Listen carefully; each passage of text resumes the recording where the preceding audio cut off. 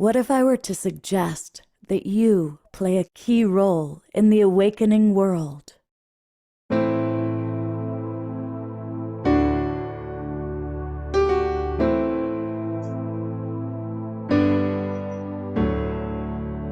that you are watching this because you have heard the call.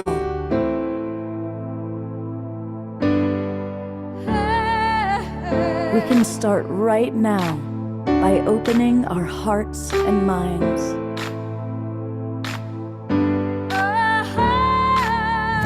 Welcome to the awakening world.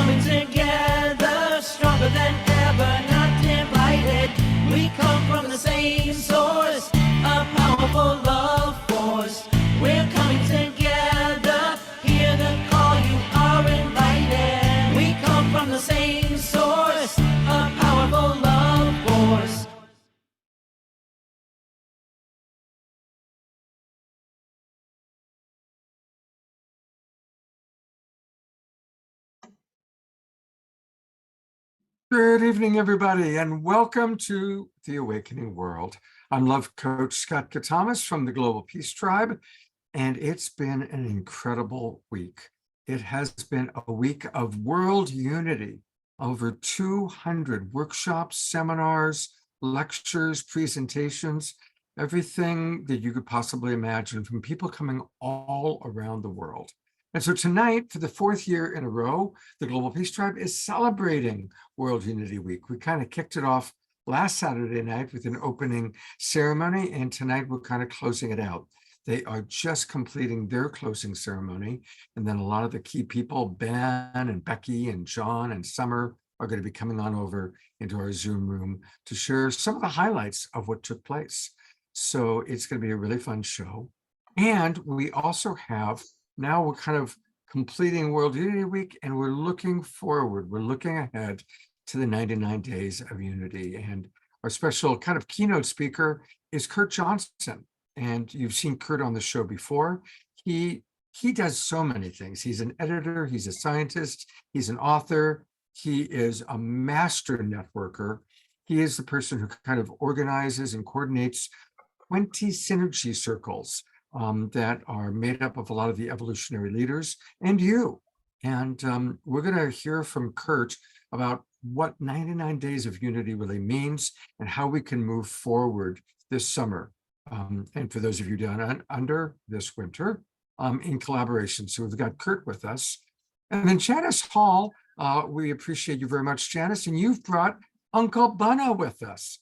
And Uncle Bunna Laurie is a senior elder of the Mirning people. And that is one of the great Australian bites. He is recognized as the official whale songman. He carries one of the world's oldest lineage, going back 3,000 generations. And he is going to share with us whale wisdom, really a deep understanding of our ancestry. And Uncle Bunna, it's a real honor to have you with us. We're also going to hear from a lot of the World Unity Week people who's presented, like our friend Andrew Bailey. And so that's going to be fun. And of course, music with Omashar. And some of you might have seen him. He just did a closing song for World Unity Week. And you get to now do an opening song for the Awakening World. I know there's no such thing as a closing. And I was just musing on what my takeaway from this week was, and I couldn't really put my mind to it, but I could put my heart to it. And seeing all of the pledges, seeing all of the beautiful faces and smiles, seeing the true collaboration of everybody during this week, what I was feeling is a sense of growing love in myself. And that was a miracle, because it's something that I've missed in my heart for so long, is a sense of trust and hope and safety and love. And that it was growing in myself made me know that it's palpable and real. And so that's all I'm going to say about that. And we'll just have a little song here called Rainbow Nation. How about that? What? And that's that. And we're ready.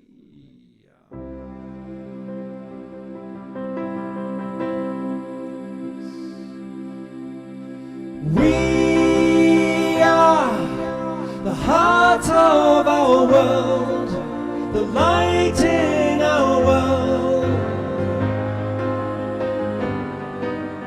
We are the joy in our world, the love in our world.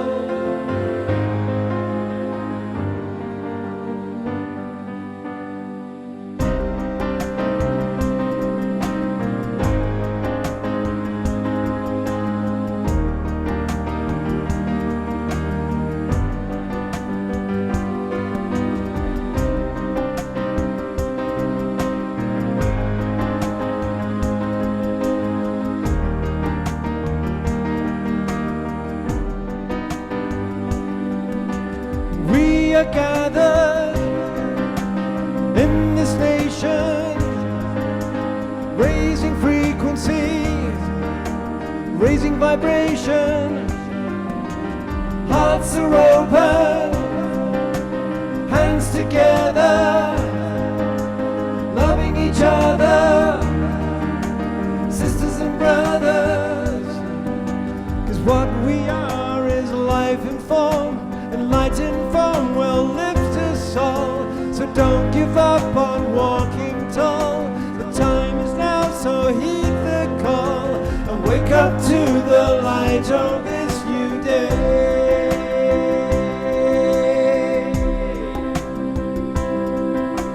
We are the heart of our world, the light in our world. We are the joy in our world, the love in our world. Showing our colors, Rainbow Nation, higher frequencies, higher vibration.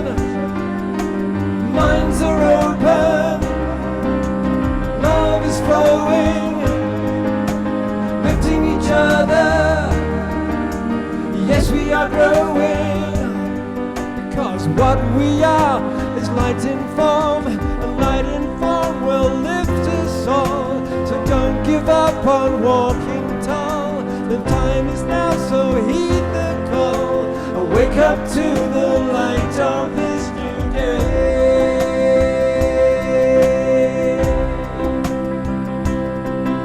'Cause we are the heart of our world, the light in our world. We are the joy in our world, the love in our world. We are the heart of our world, the light in our world.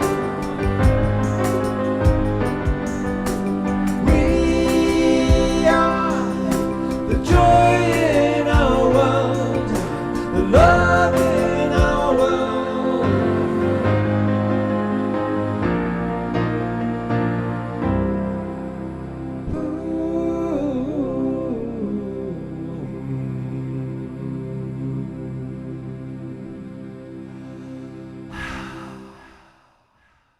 Awesome. Let's go to gallery view, everybody, and give some twinkles and some love to beautiful, beloved brother Omar Shar. Thank you, Summer.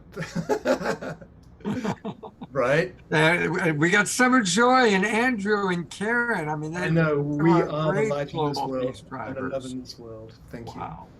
Hey, everybody, while we're thinking about Omashar, just a reminder that we can support him best by going to his website, omashar.com. That's easy to remember, omashar.com. And you can learn all about him and buy his music. And we always want to encourage people to buy it at Bandcamp because they are the most generous. So thank you, Bandcamp. And thank you, Omashar. And we're going to have another Omashar song pretty soon in the show. So we're excited about that. Well, World Unity Week just completed a few minutes ago. And so we want to hear from any of you, that includes audience members, that had a powerful experience of World Unity Week. What took place for you? What's a workshop, a seminar that blew your mind? What's something that you didn't know or that you rediscovered? And I'll kick it off with one of the ones I really enjoyed. Obviously, there's a lot of hoopla right now about artificial intelligence. And there was a wonderful program just yesterday morning all about compassion and artificial intelligence.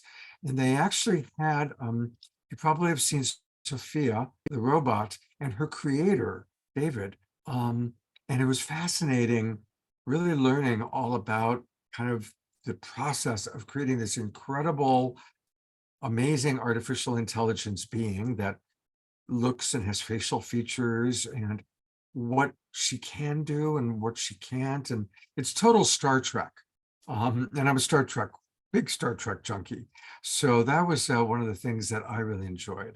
So if other people have something they want to share about World Unity Week, whether you're a presenter or just one of our regular Global Peace Drivers, or even if you're brand new, raise your hand or put it in the chat box. Put in the chat box what you'd like me to read, or raise your hand if you'd like me to put the camera on you. And I'm going to put the camera on the person who got us off to the best possible start, and that's Sommer Joy Ramer. I'm wondering who else participated in her amazing 24-hour dance-a-thon. Just before World Unity Week started, she, for the second year in a row, did 24 hours of dance. And I had her on my computer from the very start until the very end. I never hung up. And I'd get up at like 1 o'clock in the morning to, and there she was still dancing. Then I get at 4 o'clock in the morning, and there she was still dancing.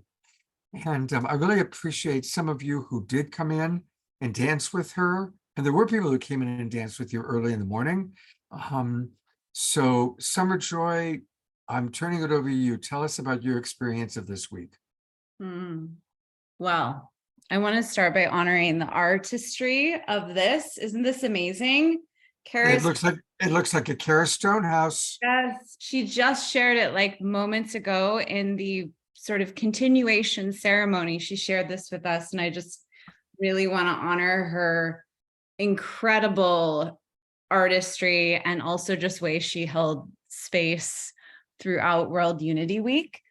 Yeah, I'm just, so there's so many people that make the light of this art come to life. And I see so many of you here in this Zoom room, and I think there's just like an energy. I was just, Jon and I were sitting in our front on our deck yesterday having a fire, and we had Ben on Messenger with us. And I told Ben and Jon, I was like, I don't want this to end. Like there's been years in the past, this is the 4th year, and there's so much energy flowing through all of this. And thankfully we're not ending. It's the 99 days continue, and it's really this incredible energy, which I really want to acknowledge my husband too, around this anchoring in missions and call to actions. And so one of my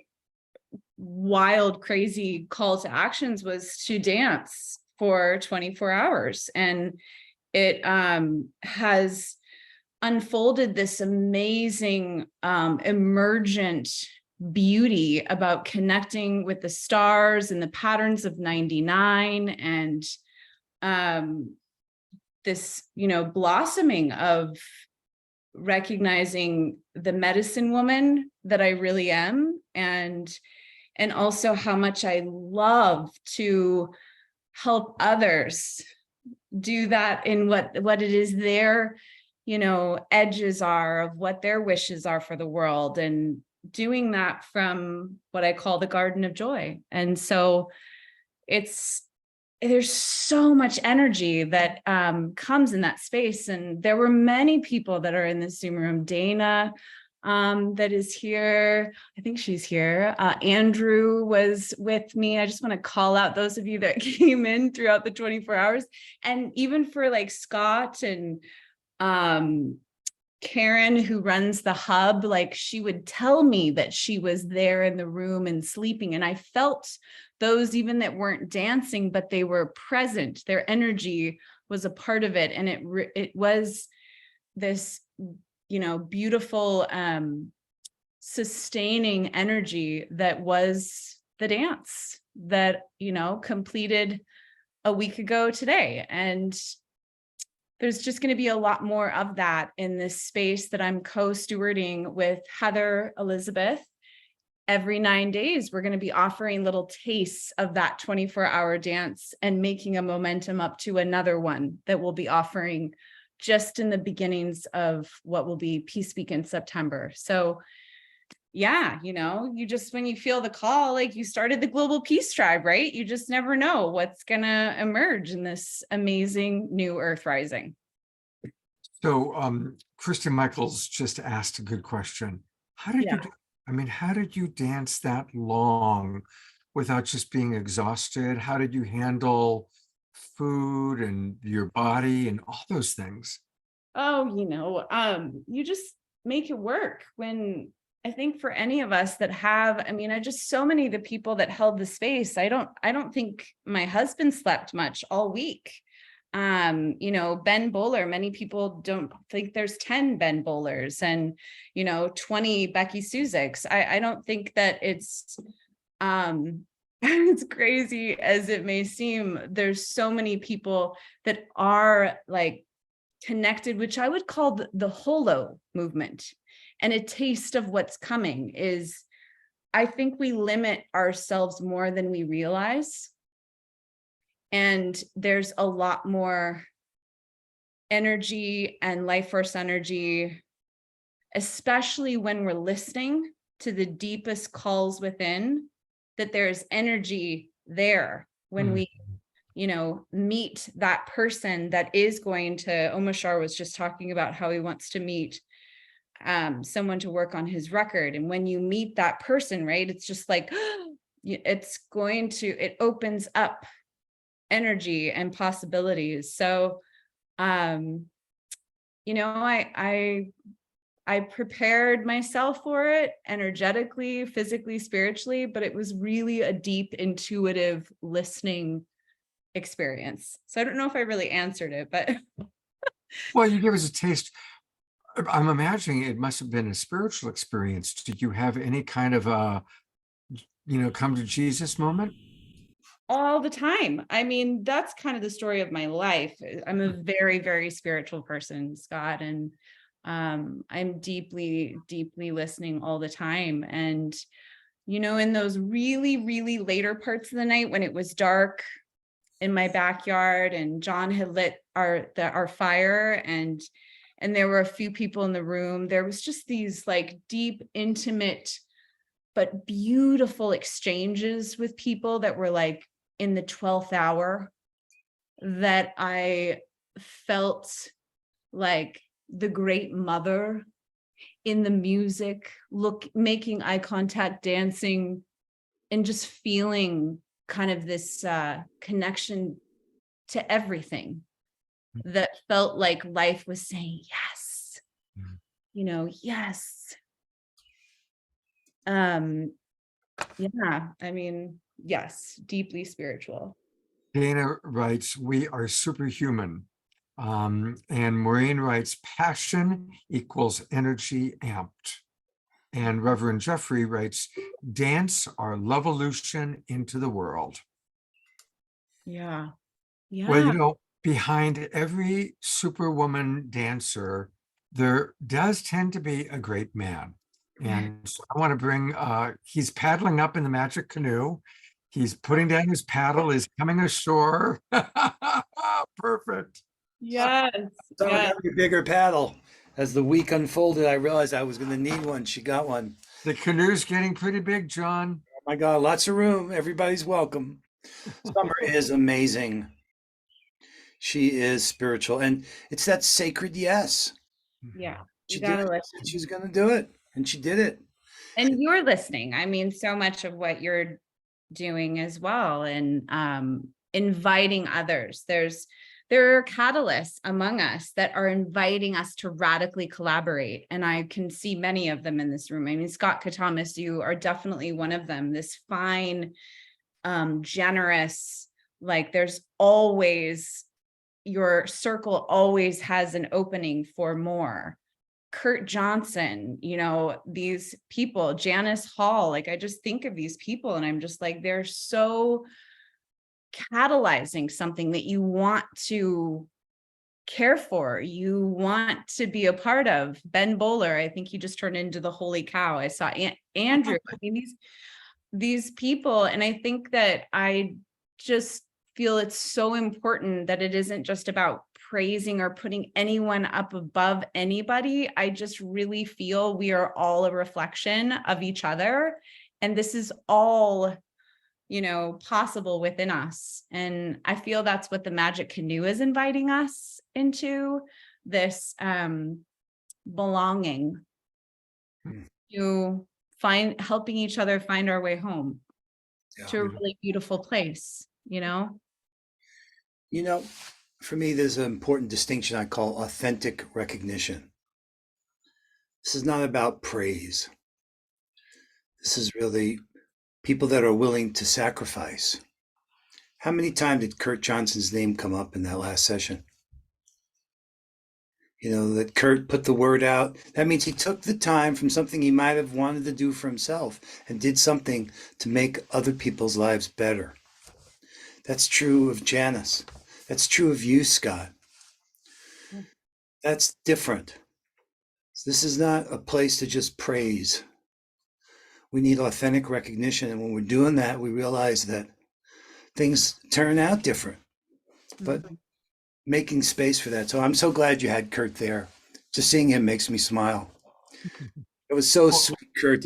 Were you in that last session and saw how you were woven? No, I have to say that the reason I wasn't in the final session, I have a deadline on Irvin Laszlo's next book on Monday, his book, The Great Upshift. And so I just had to do that sometime. So I was on programs in the afternoon and then needed to be back here, get the stuff done for Irvin. And it's an exciting book, The Great Upshift. So, and that's where we're going. Actually, we had a meeting today where people were talking about you and Ben and this whole thing that's been unleashed about this radical collaboration. Everybody's voice is welcome. Everybody's gift is welcome. There's a place for everyone's voice. Everybody gets a paddle in the canoe. And we were actually talking about a reassessment that's going to be needed by all of our networks going through the summer and fall, about how we're now living into all of that new potential. So huge hats off to you and all that you guys have done, guys and gals, the last week. Holy cow! That must be Ben Bowler. And I'm a bit speechless here. So just to let everybody know, we're going to hear from Kurt in a few minutes. He's got a whole presentation for us. We're going to hear from Jon Ramer a little bit later in the show. John's going to tell us all about what's happening with 99 Days of Unity and how we're all going to collaborate. We're going to close everything with a dance party led by Sommer. So we're going to have more Sommer, a lot more John, a lot more Kurt. But holy cow, there he is, the man who, talk about not sleeping. Sommer went 24 hours. You've probably gone 7 days, huh? That's definitely in an altered state of reality. Look, you're right to start with Sommer Joy, because I think that performance and that effort of devotion, it's devotional to do that. It's crazy. Why would you dance for 24 hours nonstop to like 13.99-minute sets. It was absolutely. I think I knew this was going to be a special World Unity Week when I heard about that, and I tried my best to jump in the room a couple of times and just experience it a little bit. But I think that set the scene, set the tone for what it takes. It takes something extraordinary if we're going to become something or if we're going to go somewhere we've never been before. We have to become something we've never been before. That's a quote from Haile Selassie. But it's to do that takes an extraordinary level of devotion and commitment. And so that was a beautiful ceremonial way to kick it off. And I think I could have slept more than I did. Jon was often saying, go to bed, go to bed. But there was something about the process, Scott, which was like almost like what I've heard about a Sundance, or what you hear about, these transformational moments where you just don't want to miss a thing. And there was incredible content coming through, and there's amazing energy and extraordinary people, the community. I want to give a shout out to those, some might be here, some maybe not, but Janice Hall and Joni Carley and Linda Bjork and Chief Dwayne Perry and Brooklyn and others that broadcast what happened today from Split Rock. It was amazing. If that's all that happened in the last 3 months, it would have been an extraordinary 3 months. But this whole thing is just it's a galaxy of amazing. We need new words. I'm running out of words. So that's a sign to me that we're on the edge of something new. And it was so beautiful. People were in tears in the Zoom room, watching it on social media. You could feel the purpose of that was, for people who may not know, was to really present Split Rock as a global portal of world spirituality. And Chief Perry is such a humble leader. I mean, how could anybody get ahead of themselves when they're around people like Kurt and people like Chief Perry? And there's so many amazing leaders in this community. It's a godsend. I think this is an intervention. I don't know about for everybody, but I know at different points in my life, I've prayed for an intervention. I've prayed for an intervention, that we need divine help. And I've in very kind of raw moments, as a young kid and as an adult, just reached to the depths of my soul, Scott, and prayed for help. And I think this is it. I think we are that intervention, and maybe that's the greatest gift of all, to do it together. So thank you. I mean, thank all of you. Thank you. Ben, and let's just take a moment to thank you, because you are the central organizing principle, and absolutely Jon and Sommer and Becky and Arena and all the hub angels, so many people. But let's take a moment, everybody, and let's give an awakening world twinkle to Ben Bowler. This is your moment to receive that. So your moment to breathe it in and just receive our love, our appreciation for you. We turned him into a cow, everybody. We turned him into a cow. You saw the power of the awakening world turning Ben Bowler into hopefully a happy cow. Holy cow. On a good day. Yeah. Thank you, Scott. Thank you, everyone. We love you. I'm going to stay. I can't leave, so I'll be around. I just want to enjoy Ben, the show. One question. Can you, either you or Jon, I'll bring Jon up, can one of you right now show people how they can find the recordings? So for example, I watched the Split Rock. We actually broadcasted out over the Awakening World. But so somebody is watching right now and they go, oh, wow, Chief Dwayne, Split Rock. How do I find that replay? How do I find that recording? Okay, Jon, there's a really easy way for the room one ones, if I can here, Scott. Just go to worldunityweek.org. So from the homepage, just from the homepage here, excuse me if my thing's a bit slow. It's and then right here, this is just room one. It's not all the other rooms. And Jon can take you through how to find the other ones, but this is video on demand for room one. You click it, it's on the homepage of World Unity Week, and it'll take you through to the it'll take you through well, it's supposed to take you through. There you go. But if you click on that, it'll get you through. I think my computer is given up the ghost after 8 days of not being turned off. But that's how you find it. And they're all there. All right. Thank you. And Jon, I'm going to turn it over to you to show us more. I just put it in the chat, that link as well, to the one stream. Yeah. So it's there, and more is going to follow, because one of the things that we're learning is really how to make the most meaning and value out of this. So this link, Unity Earth's got this one stream, and you can go here and see what you missed. So that's one resource. There's a number of them. So also we're going to put up the recordings on the World Unity Week website. So you'll be able to go back to the room. And each of these events, when you click on them, we'll have associated with them the link to get to the recording. Right now it tells you who the presenters were, the Facebook event, but we'll add the recording link here as well.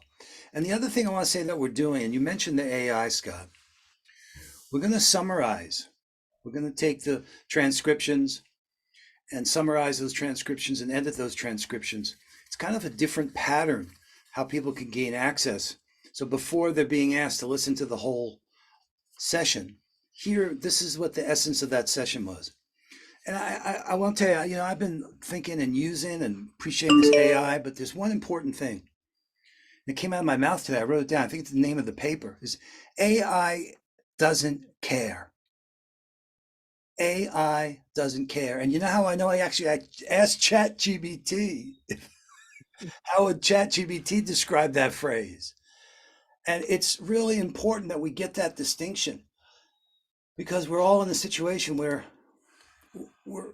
we're got a new role here on Earth. We have a super intelligence available to us, unlike anything we've ever seen. But it's clear that, and AI will be the first to say it. So here, let me show you, is that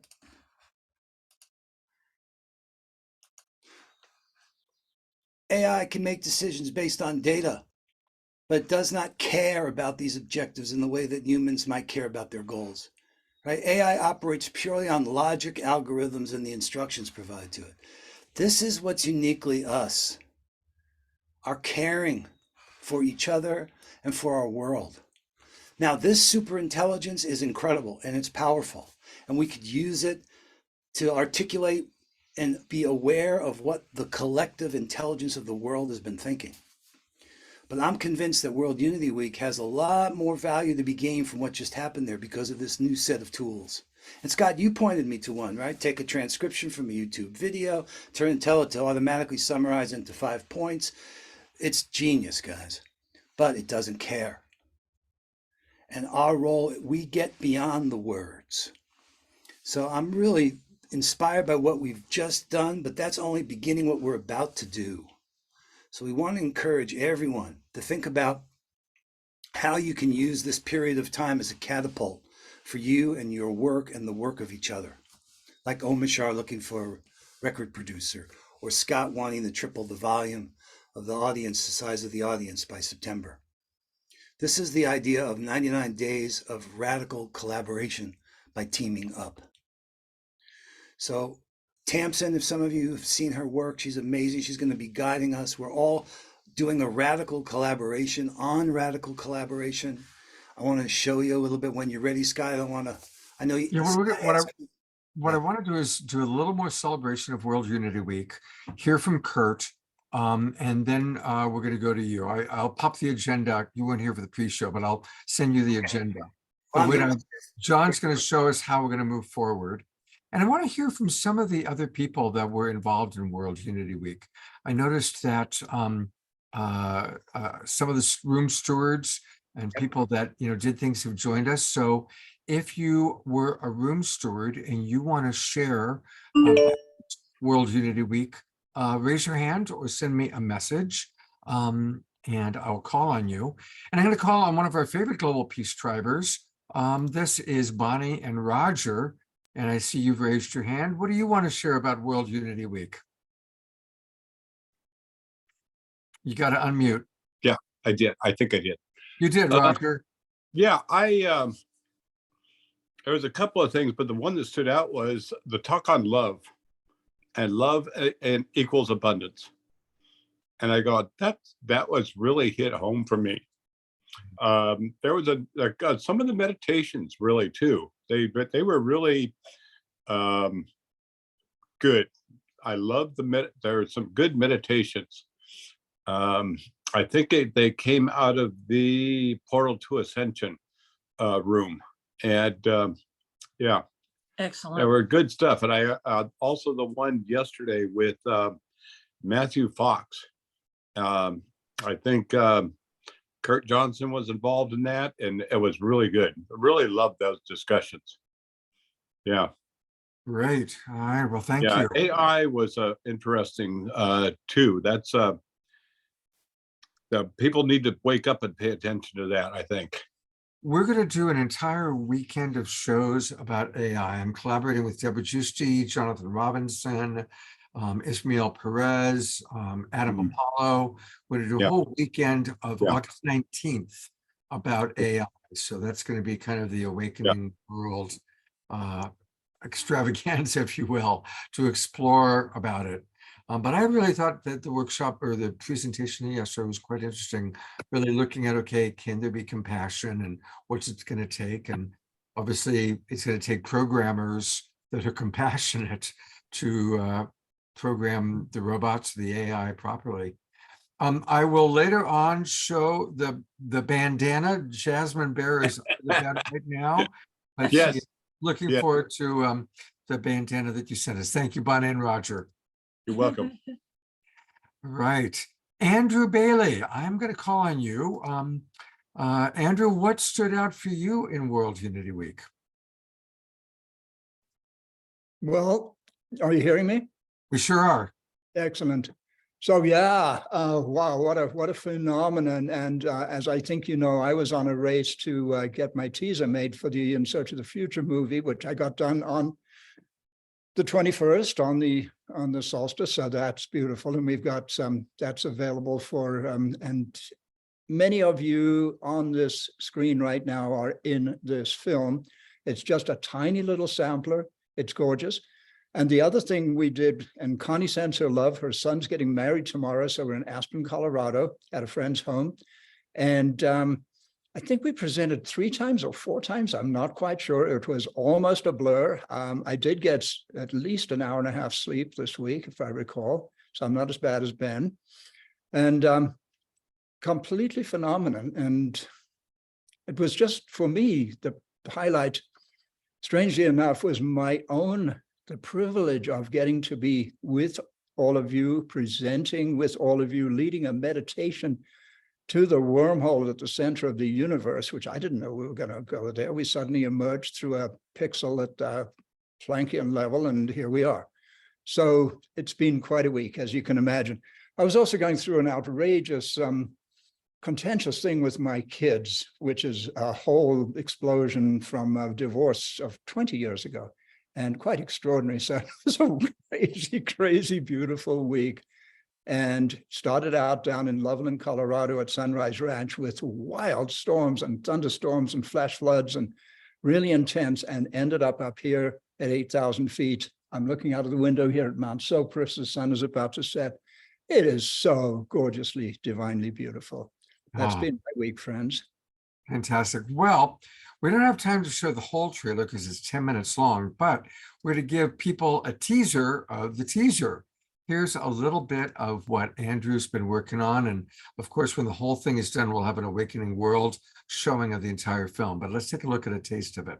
And it features our beloved Tatiana, who I met through you, Ben. The Holy Cow is how I met Tatiana. And she's one of our favorite presenters. She's probably sung on this show now, I don't know, a dozen times. Anyway, here we go.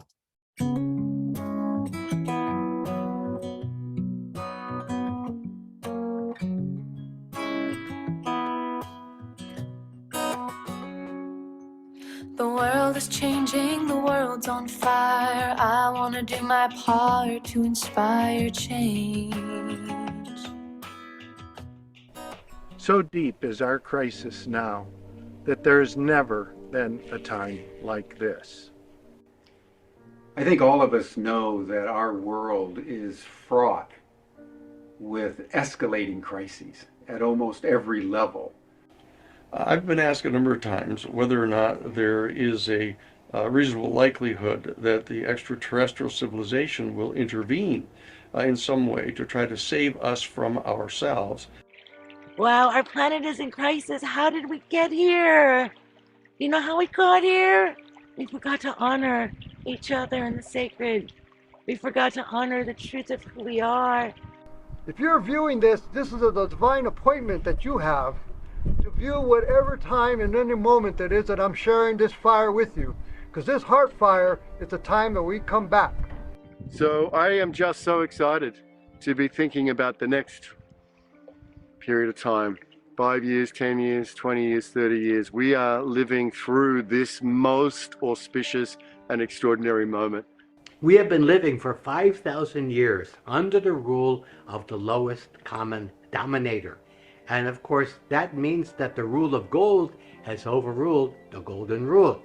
Now, the rule of gold, do to unto others before they can do unto you. This has left us with a lot of residue to metabolize. When you look around, I'm only going to stop because otherwise we're going to watch the whole thing, but it's fabulous. So many of our friends, everybody from Swami to Ben to Pookie, all of our friends. And I think some surprise people that many of you may not yet have met, because we sort of move in a number of different circuits. Yes, you do. Yes, you do. Well, please put the link in where people can watch the entire thing. Okay, Sure. Put that in. I will do that. And we're going to go to Christy Michaels next. And by the way, Christy and I and Eden Amadora are putting together a show on July 22nd. It's like about 4 weeks from tonight, I think, something like that. Yes. Feast of the Mary Magdalene, but here she is, Christy Michaels. Hi, Christy. Hi, Scott. Thank you. And I just ditto to everybody. The energy is just phenomenal. I'm so excited and happy. And Becky and I were in the room. If you haven't seen it, I put the link in it, but I realized afterwards I made the commercial for Unity.Earth about why we do what we do, because if you don't know the backstory about how one woman and her fierce dedication to peace brought the Berlin Wall down, it shows you how quantum physics intersects into the walls that are built and actually helps the walls to come down. And it's all tied with the quantum physics that's in the Gospel of Mary Magdalene. It's an eye-opening kind of revelation to see that this work that we're doing, which people would call soft peace work, is actually super powerful. And what we need to do is to understand hardcore examples where, like the Liberian peace women who sat in peace, and in their sitting in peace, they ended up removing a brutal dictator that was raping and pillaging the women in the villages. So it just shows you that the work that we're doing is going to work. It's going to happen. And I'm so excited to be a part of it. So thanks, Scott. Fantastic, Christy. Looking forward to the show we're going to do together shortly. Yes. All right. Well, I am going to bring up Kurt Johnson. And I talked a little bit about him earlier in the show when we were doing the introductions. Everybody has so much love and respect for this man. He's tireless, and just following his newsletters or following what Kurt's up to, he's like a walking awakening world. I mean, he's in contact with all the most remarkable people. And a lot of people I've met through him, you've seen on this show, including, for example, Paul Mills. So with no further ado, I'm going to turn it over to you, Kurt, to kind of share with us, where do we go from here? How do we move forward? Yeah, no, it's interesting and timely that we're having this discussion. I go back to what Ben just said. We're also excited about where we're at with this next threshold and this threshold that's emerged. I was thinking back to when the evolutionary leaders were first founded by Diane Williams and Deepak in a basement here in New York City, where we all met and envisioned what that group might do. Back then, that's over a decade ago, where there was the leadership mode and there was the people who'd made a name for themselves in books. Very different than now, where there's this great pluralism where all voices are welcome and have to be welcome. And then we have this great plurality now with this 99 days of radical collaboration. But back then, that group was asking, how do a group of leaders who are really at the ignition point of then this transformative vision, what can they possibly do together? And that forming of the original evolutionary leaders and their call to conscious evolution. And the question that they were asking themselves, which is actually what's happened now, is what can we do together? we started asking that question over 10 years ago.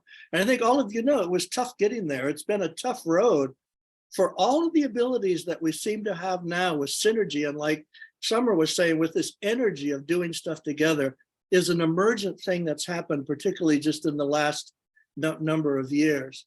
And so we went through a period of searching for that. And then about 5 years ago at the meeting that we had at Ghost Ranch, probably, significant because it was all done with Indigenous ceremony and a vision quest. And that was the beginning of us drawing colored beads and forming clans. And we made these commitments that these clans of leaders would work together to try to start something that would be this path of what we could ignite together. From that then came what we know today as the synergy circles. So 22 synergy circles in the evolutionary leaders on every area of engagement that you can imagine, from social justice to ecology to, you go through the whole list. And all of those groups very serious about creating their own events, their own initiatives, their own media about those passion areas, and emerging as an impact network. That's the term these days, how to be an effective impact network, to then emerge as an impact network across those areas of engagement. And of course, from that came Emmanuel Kunzelman, who you just saw on Cameron's video. His whole life had been dedicated to, let me make some money that I can put into a transformative movement. So he had achieved that goal. And then when he saw where the evolutionary leaders were going as an engaged impact network, he said, this is where I can put those resources. And from that came the Sedona event. So all of you know about the Sedona event, the Igniting the Holo movement event. And I'll tell you, everything that we're talking about now, like the 99 days, and these were the ideas that got birthed by those conversations in Sedona, by the 80 to 100 leaders who gathered there, with the generosity of Emmanuel and with all the work that we put in to planning that.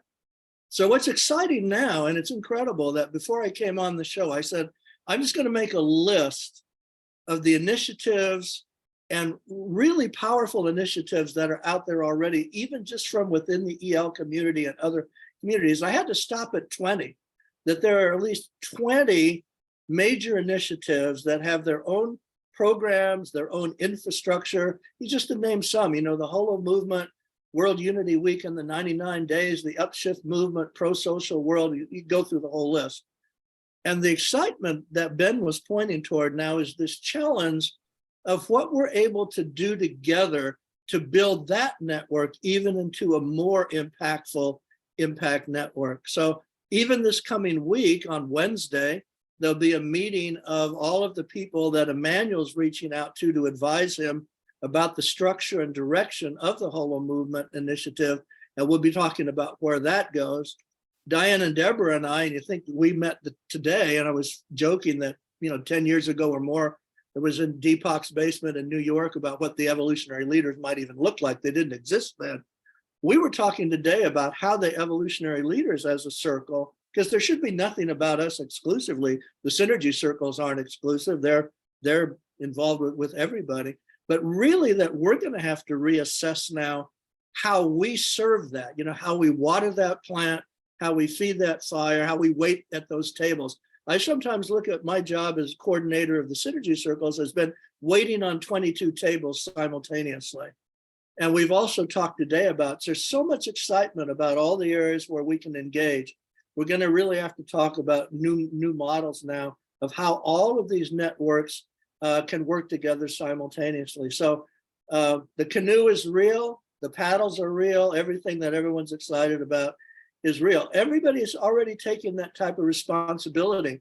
Joni Carley, who's on, she does that for the thematic circle at the UN that's grown out of the Evolutionary Leaders SDG circle. Andrew Kane does it every year for Earth Day. Scott does it every week with this program, on and on and on. And of course, the goal that we all have is how we reach beyond just the echo chamber of the transformative movement and are able to take this one and only message that can really save the world, which is about the love and the oneness and the interconnection and the infrastructure of a world that could work that way, and how we get that outside the echo chamber of just the transformational movement and into the mindset and the energy of just everyday people in real time in real places. So it's exciting, and I think everybody's pumped because we really think that we're on the verge of something that's impactful to that next level. So that's kind of a nice homily if I was preaching like back in the old days. But I think that's what we can all be excited about. Coach, can you go through how people maybe show the Synergy Circle webpage and how people, which ones people can join or how people can find a way to get involved? Yeah, absolutely. What I'll do, I'll put into the chat the Synergy Circle webpage.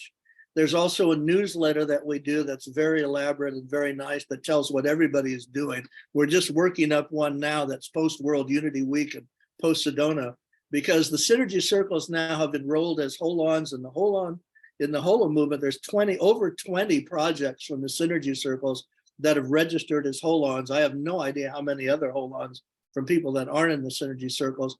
And yes, so you'll need to, be in touch with me, but we're going to have to rethink this because I can't wait on more than 20 some tables at a time. And we're going to have to see how that grows. One of the big adventures that we're going to be moving into now is how we maximize how we're able to work together and make that combined impact. So I'd say that's where we're at now. And I would say probably 2/3 of the Synergy Circles are open circles. They're all self-governing. They're all independent associations. They all make their own rules. So some are open to everybody. Some are more restricted because they have certain goals that are more narrow, but that would be the way to go. Does that make sense? Absolutely. The Synergy Circle that I know sometimes you come to that I'm most involved with is Artists Catalyzing Evolution. Yeah. And Kristin Hoffmann is kind of the key facilitator, also Kishi Chai. And it's all people talking about their artistic expression. That particular Synergy Circle has been up until recently closed, but we've agreed that we want to expand it out a little bit, add younger people, people of color, really kind of, expand out that way. And I know that a lot of the Synergy Circles are really wanting to, expand reach so that we're bringing in different cultures, different races, different generations. Is there anything you'd like to say about that, Kurt? Yeah. We really had the sliding scale of letting a founding group really get its feet on the ground first and then decide how to open up.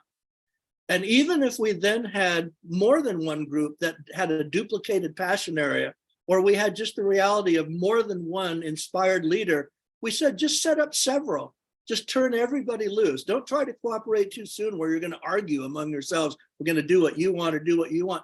Just have everyone start. And then as those mature, like Scott just said, like that the ACE group is, how do we open up now and keep the same amount of direction and cohesion and serving purpose that we've made, and then go to that next step? What I'm excited now about the artist group, and you may not even know this yet, that there's a discussion now. There are 6 Synergy Circles that have video series at the Evolutionary Leaders YouTube channel. Another way to try to get the word out beyond the choir. And we're talking about one now with regard to the divine feminine and the divine child, even based on filming that we started doing at Ben's LA Convergence.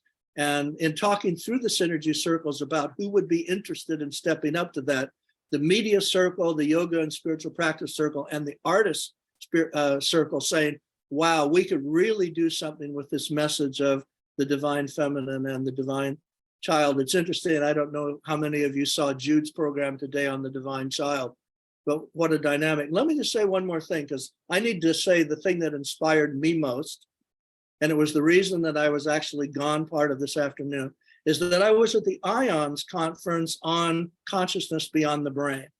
And you may not know that they have now established a $100,000 prize for people in the mainstream of science doing research on consciousness beyond the brain. And they gave their first awards today. Now, the idea behind it is that big of a prize will get interest in the mainstream scientific field to really look at this. One of the reports, and from Donald Hoffman, I think you know his book, The Case Against Reality, what a great title. But he gave this program about, he said, in the future, and I love this, science will understand that magic is real locally. But because it's like love, it's so special, it's elusive and will not be able to answer to empirical testing, but it will be known to be real locally. Now, I asked everybody in this audience who's experienced magic, like summer dancing for 24 hours. That was real locally, right? But you'd be darn hard to go out and then nail that down with a scientific analysis. So I just found that that was really an exhilarating message from what IONS was doing this afternoon. That's powerful. Thank you for sharing that. I'm going to bring up your compadre, Jon Ramer, because Jon has got us all creating our missions. And that's a big part of where we're going with 99 Days of Unity. And Jon, I'm going to have you do a big talk about the missions after we have our next video. But while we've got Kurt here, let's use Kurt's mission as an example. And I've pulled it up. And so tell us a little bit about this Missions 2023 program and specifically Kurt's mission. Okay. So here's the deal. I've known Kurt and appreciate Kurt, and he is a force of nature. But I bet that unpacking that, taking the time to appreciate it, and that mission that you were just showing there, we did that. So Kurt came up with, are you sharing your screen still? Let me see. Yeah, I'll go back to sharing it. Okay. All right, I'm sharing What it. happened was I have the good fortune on Mondays to be in a call with Kurt. Part of his universe is the pro-social behavior, the pro-social commons that I'm a part of. But look what we did here. We said, okay. And it was really Kurt, again, the reason why I met Tamsin, right? And his whole influence on so many of us in so many different ways. But this little mind, this Kumu map here, is just a piece of the puzzle. If you scroll down, there's another map that we put together just to get to know Kurt's universe. So that interspiritual dialogue network, all his light on light publications and media. And if you open this map, which you probably don't want to do right now, that's Becky, everyone's chatting with me here. But you could begin to connect up with what Kurt is doing and offering to the world here. So through the Convergence, his Voice America radio show, through the Evolutionary Leaders, these synergy circles, he's got a whole video series of ELs talking on YouTube that's available. The Holo movement work he's been doing with the Holons, the work with the pro-social commons, taking time because you got to know the network to knit the network. And if we could make some time for each other, there are a few amazing resources here that Kurt is stewarding and caring for. And the vision of this mission was, let's take the time to know that. And Kurt is one of the co-creators of this radical collaboration on radical collaboration. So he's a part of what we're doing in this conversation about what does it mean to be teaming up?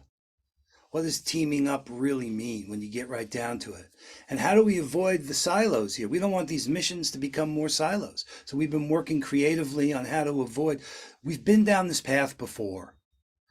And there's pitfalls to avoid, opportunities not to miss. But Kurt alone, it was just such a joy for me to take the time to say, okay, how does someone subscribe to that newsletter? How does someone really get connected to that? How do they tune into Voice America?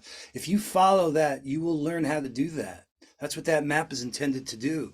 And that's part of us knowing each other, appreciating each other, knowing our gifts. This is the joy of this space, is we can pause a little bit and appreciate. Yeah, and I really have to say that's the whole team at Light on Light, Bob Atkinson, Sandra Simon, Karuna, those of us who first created the Light on Light magazine and now the Light on Light books. And yeah, so it's just, yeah, what to say, exciting. You know, Ben and I were side chatting about you, Kurt. I just said he's one who makes the time to make others' lives better. Well, there's an interesting thing, like you said, that, you know, I'm so happy. Kurt, all right, hold on. I don't try to talk over that. I just wanted you to appreciate that kind of sacrifice is what I so admire and respect. Your willingness to take time. He said to me, well, you know, it was Kurt who introduced me to Kristin. I didn't know that. So that kind of caring for the whole, that's the behavior that I look to be more and more like. I want more and more time for caring for each other. Just want to thank you. You help us grow. You help us live. Well, right back at all you. And when I was talking over you and you were talking over me, I was telling the story of Brand Earth. What's really amazing in the sense of I met Tamsin through David Sloan Wilson. And then because she's a great scientist and, pioneer in biomimicry, I'm an evolutionary biologist. We all met what became the Pro-Social Commons group every Monday. We met in a chat session after a Jim Garrison Humanity Rising program. And we decided that was such a great conversation. Let's get together every Monday. Started with 5 of us. Then when Pro-Social came along, and then Harry Uvegi and Eli and the whole group that then became Brand Earth, they were a part of that original 5, Kurt Kruger, blah, blah, blah. And so then when the Pro-Social Commons came along, birthed by Pro-Social World, when they got $3.9 million from the Templeton Foundation, we said, well, let's just put another hat on. We're meeting every Monday anyway. Let's just put on the Pro-Social hat. And so everybody here knows about serendipity. And if you actually go to the Synergy Circles webpage, there's a motto there that says it's the serendipities that create the synchronicities, and it's the synchronicities that create the opportunities. And our job is just to land on those opportunities with skill.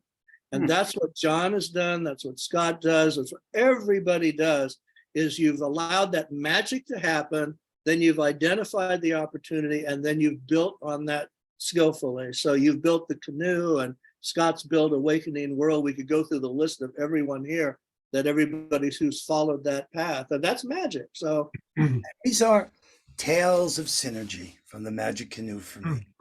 When you tell them, you see, we can write these stories. We've had these experiences, but look at that story that you just told, that bridging those connections. I mean, you can almost see it, right? And that's what makes it real for us. So yes, that's what we're doing for the next 91 days and beyond, is let's see how far we can propel ourselves forward as we shift from pitching to pooling, as we're realizing that we're all, are endowed with great gifts. We need to get to know them, and we need to share them. Thank you. Yeah, and Rian Eisler's research that shows that the brain and our pleasure center of the brain lights up more when we're working with others and serving with others than when we're taking something. Absolutely. This type of co-working is exhilarating. There's no doubt about it. It's truly exhilarating. And that's where that pleasure center then lights up. And I'm sure that's what Sommer was experiencing as she was dancing for 24 hours. Then her pleasure center in her brain was going ka-ching, ka-ching, ka-ching. So, my mentor, Marshall Rosenberg, one of my favorite quotes from Marshall is, the greatest joy in life is being of service to others. The greatest tragedy in life is when you don't know them. Oh, that's brilliant. I won't forget that. All right, you guys, it's Saturday night. We got to have some music. All right. So, what I'm going to do, because there's a lot to absorb, Jon's going to be back in a little while to talk about how we all can create our own missions, what 99 Days of Unity is all about. But let's go back to our beloved Kristin Hoffmann. There's a name we've heard a lot over and over and over all week long. We all love Kristin, and this is her brand new song. She previewed it on World Unity Week, and then you're going to get a chance. We're going to see a lot of the audience. So here we go with a really special video from this week.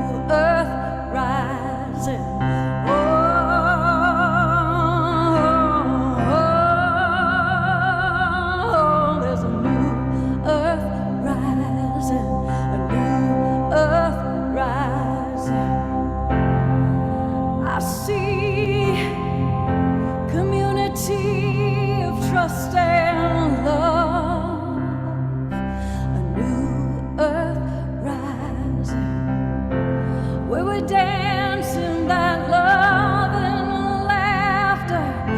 A new earth rising, a new earth rising. Intimacy with all creation. One love, one heart. Oh,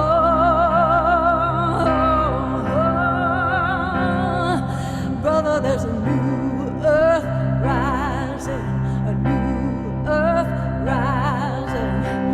Oh,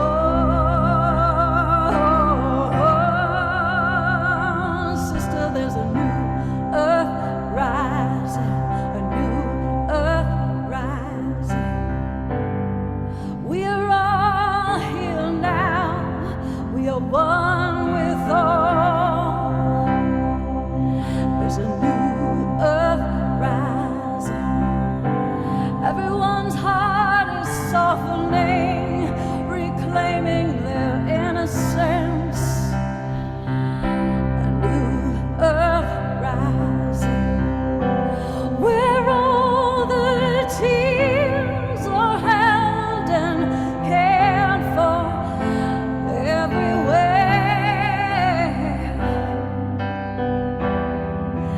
Loving, living earth.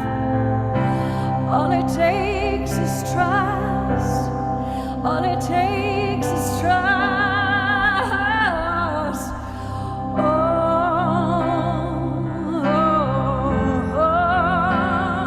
family, there's a new earth rising, a new earth rising.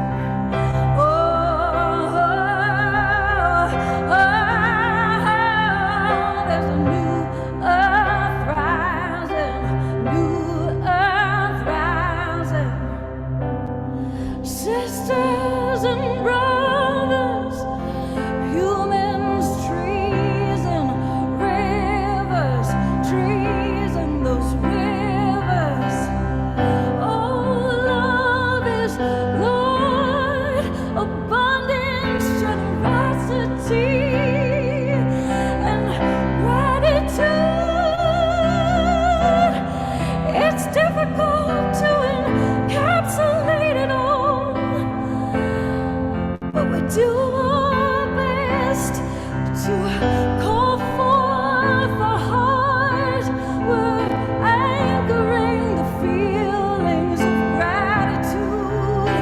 Lift them up, lift them up, lift them up. Wave your flags of one humanity in the air. Oh, sing with me. Oh, there is a new earth rising, a new earth rising. Oh,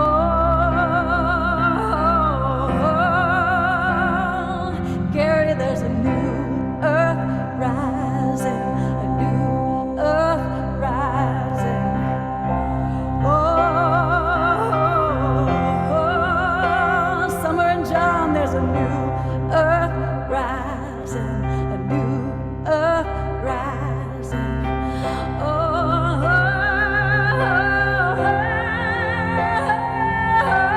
new earth rising. I see Patricia lifting it up, and Olivia, and Karen, and Danalia, and Linda, and Emily. We're lifting it up, lift it up, lift it up, lift it up, lift it up.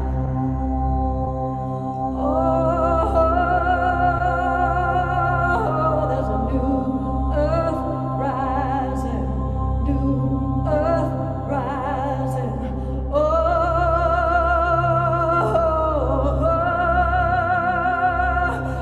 there's a new earth rising, a new earth rising. Ooh,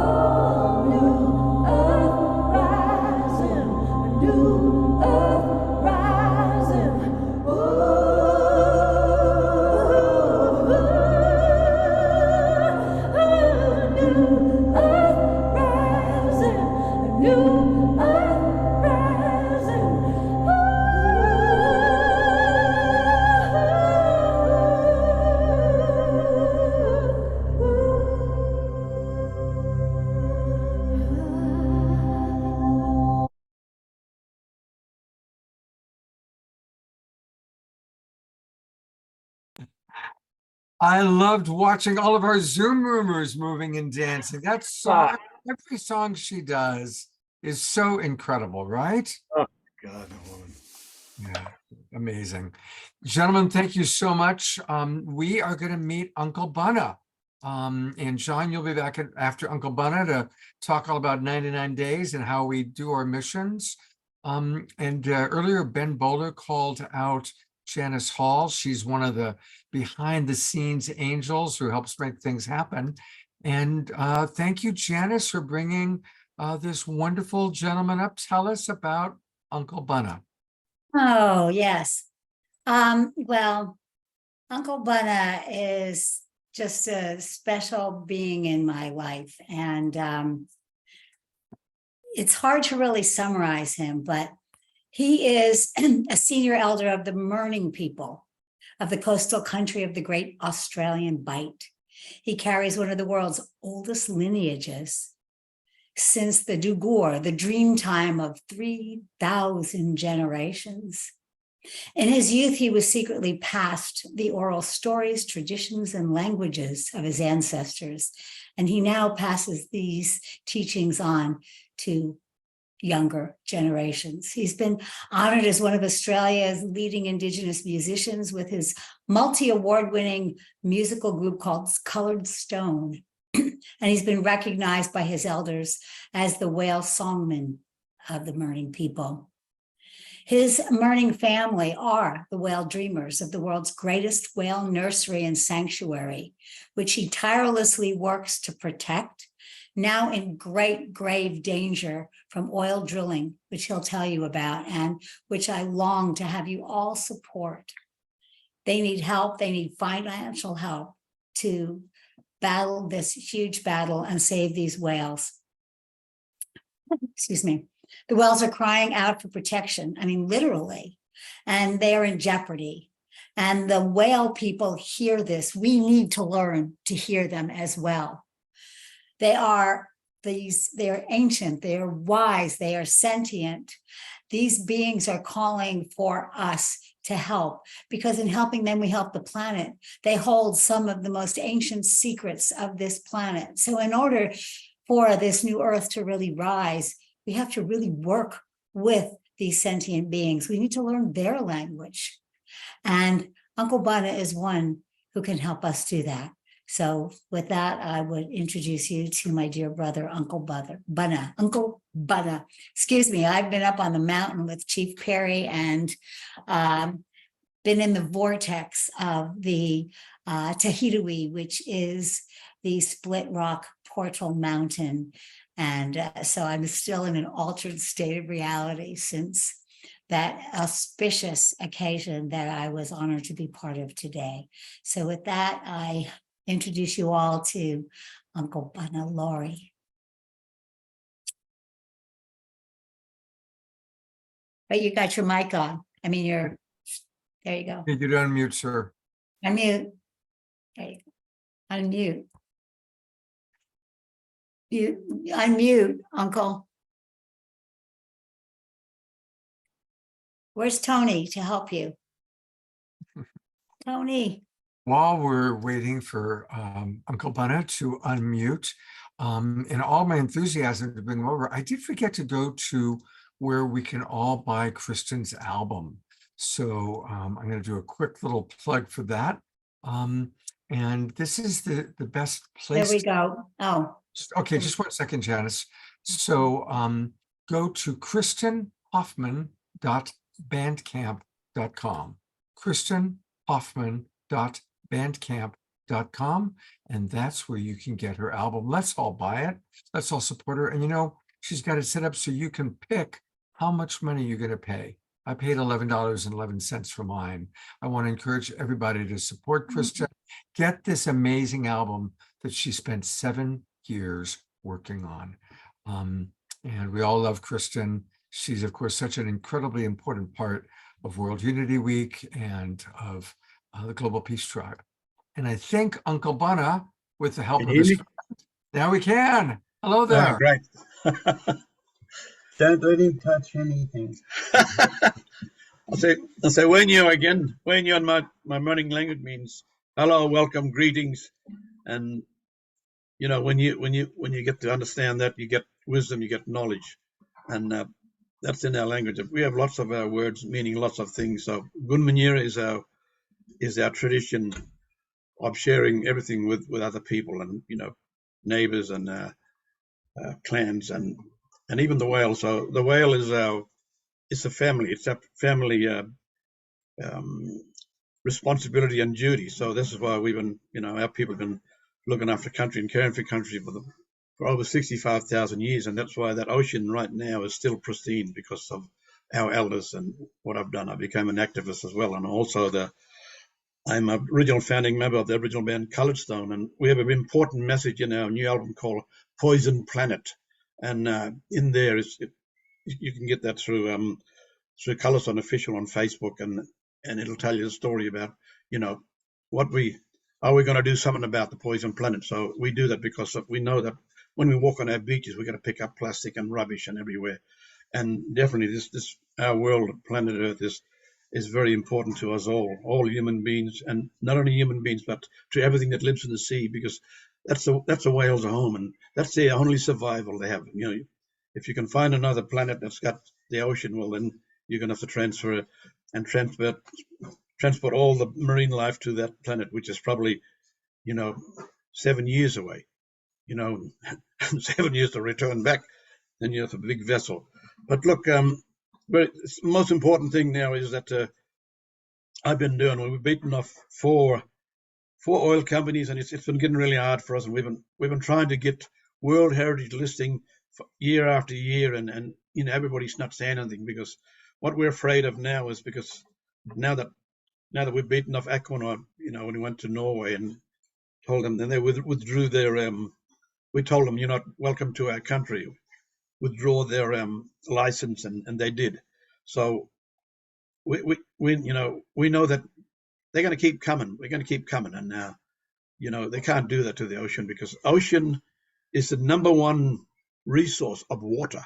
That's where the rain comes from, the ocean. People don't realize that. It's not coming from outer space somewhere, but it's coming from the ocean, because the water's been put here, and we believe that in our belief that whale was too responsible for the rising and the tides, in the sea rise and sea levels, and in the great creator, the Jitter. This song that I'm going to sing about is called Jitter the Great Whale, and my grandfather had sing this song. And it's about communication, sharing the love, the unity and harmony. It's very important that we must have with our totems and with all marine life. And Jitter is a very friendly whale, and my mother and my grandmother and my grandfather used to call the whale, they're like policemen in the sea, so we have to look after them, because they look after the sea. And without whales, we wouldn't have all these beautiful, incredible, resources in the sea that's available to all living life. There's a song called Jitter in my Murning language, and I've been singing this song for lots of times, and many times, and it makes people cry, because it's a communication, it's a friendship about love and unity and harmony, and companion, family, and doing the right thing. So, and it's healing when you sing these songs to the whale, and the whale sing it to you, and when he blows that beautiful water out of the spout, it becomes a rainbow. Here it is. Hope you like it. I'm going to be imitating whales as well. Blue whale, humpback whale, southern right whale.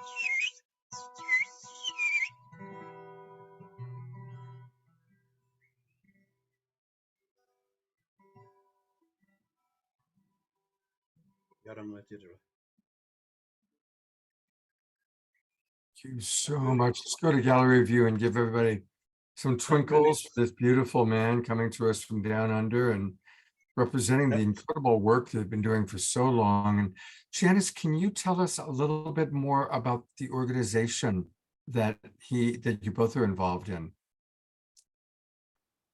You're muted, Janice. Well, as always, I am always involved, but I am the hallway, Janice Hall, the hallway.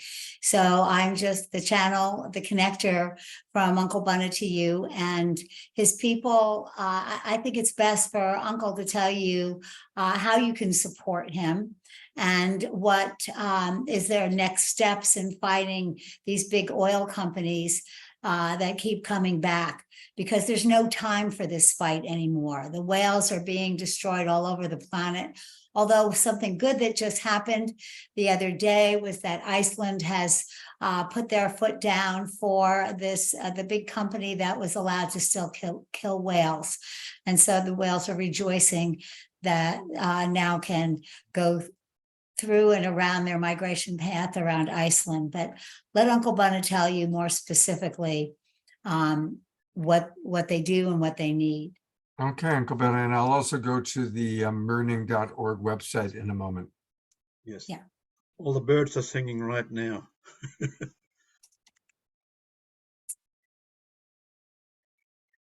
Can you tell us more about your organization, sir?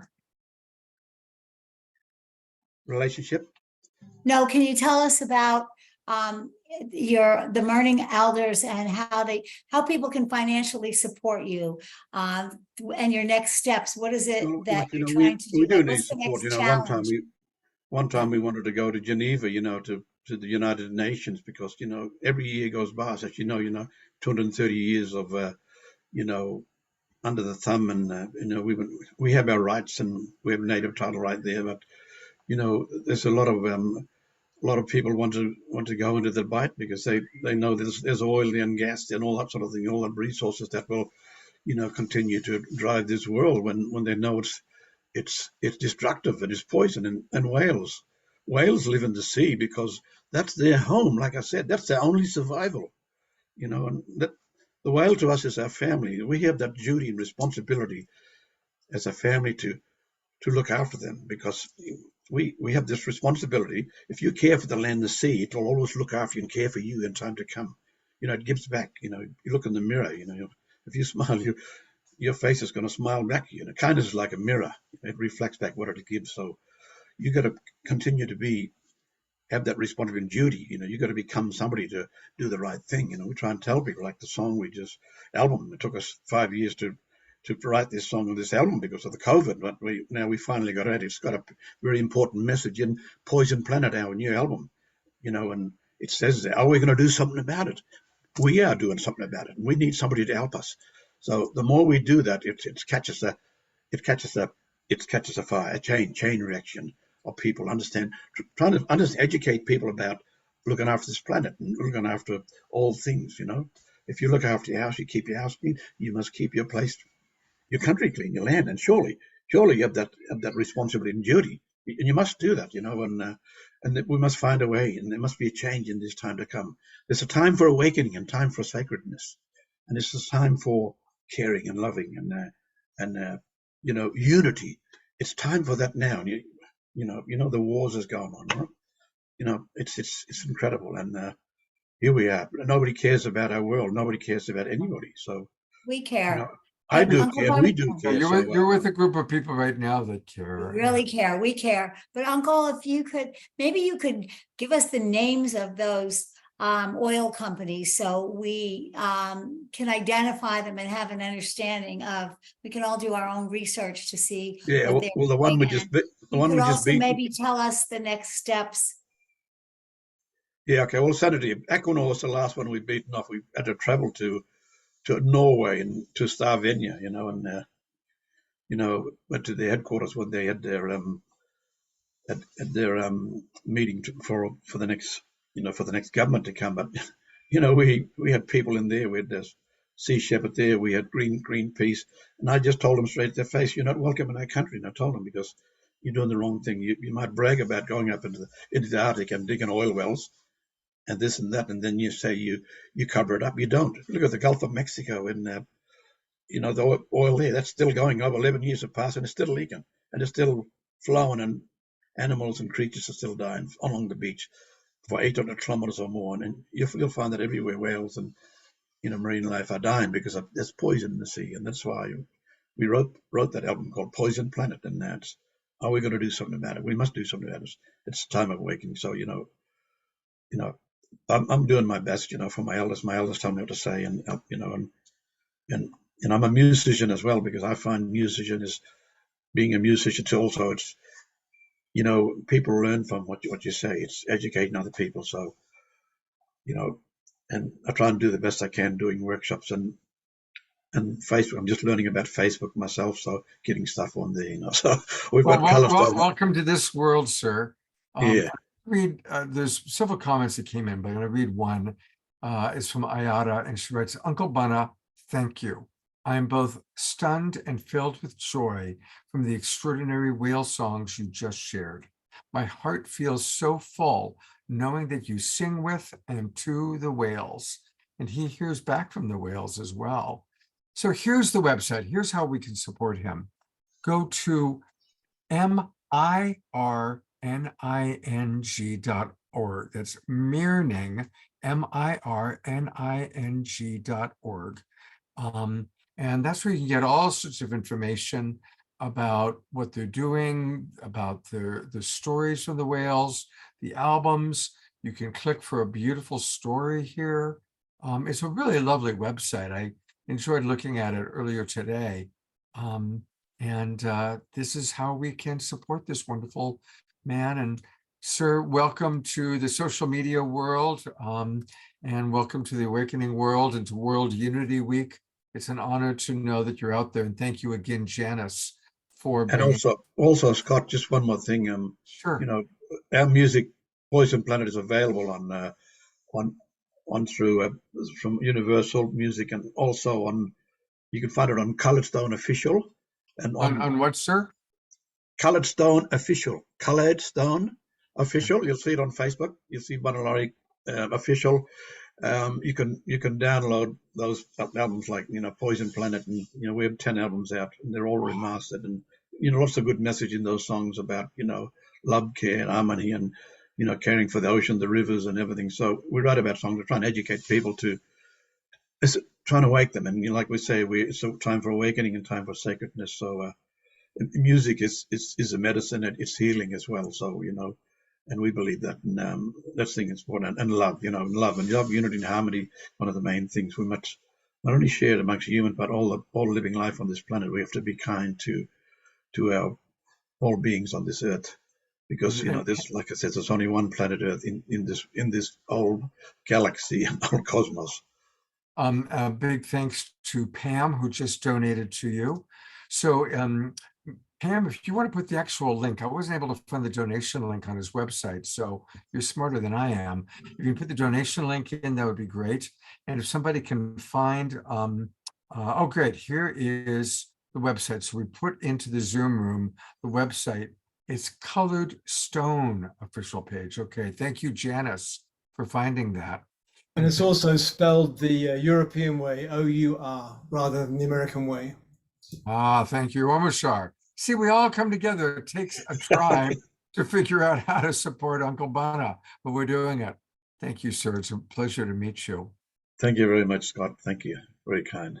I realized that I didn't, usually every week, I like to invite the people watching to come and join the Global Peace Tribe. And I've been so excited with all the World Unity Week and all these amazing guests. I haven't done that yet. So a big hello to all of you who are watching us on the Sign Network.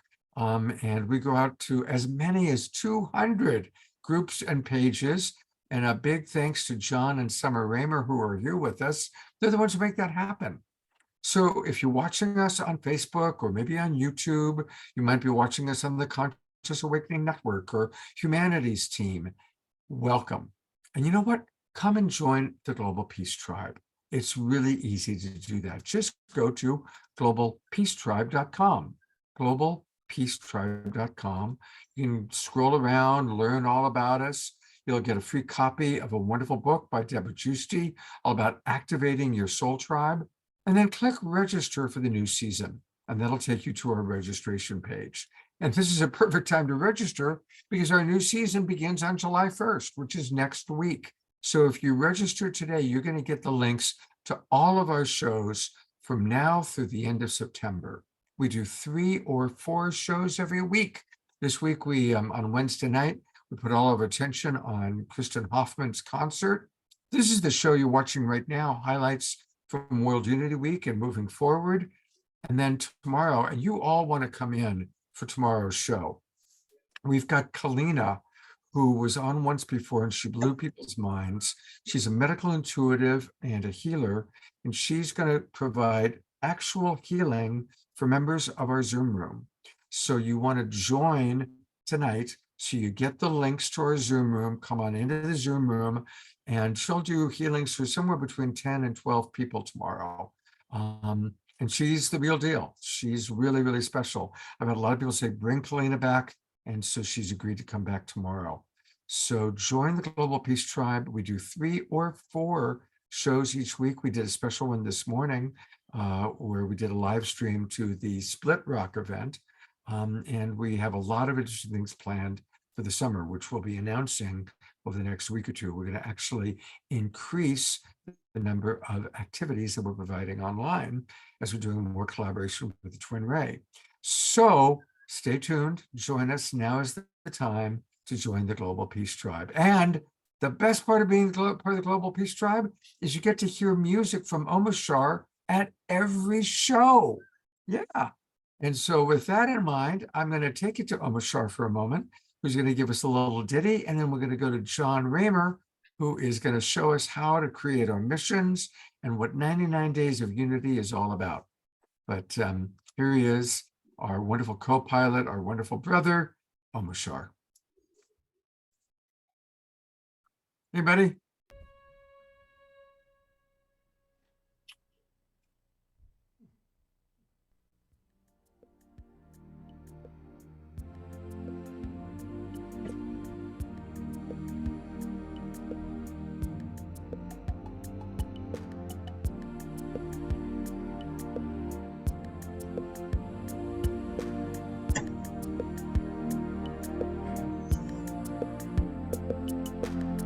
Sometimes it feels so hard to move along, saying goodbye to yesterday. Take heart, my friends, there is a new song bringing us back to our homelands. When something troubles you, just call out my name. I am the one who loves you. Be still within. Hear what I say. Give me the chance to be with you. We are one heart, one mind, one soul, working together to heal. And there are no walls between us now. It's a celebration of union. So when you're feeling down and on your own, take a look around. I am in everything.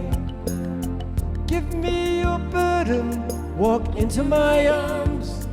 I will lift you up, I will hold you. We are one heart, one mind, one soul, working together to heal. And there are no walls between us now. It's a celebration of union.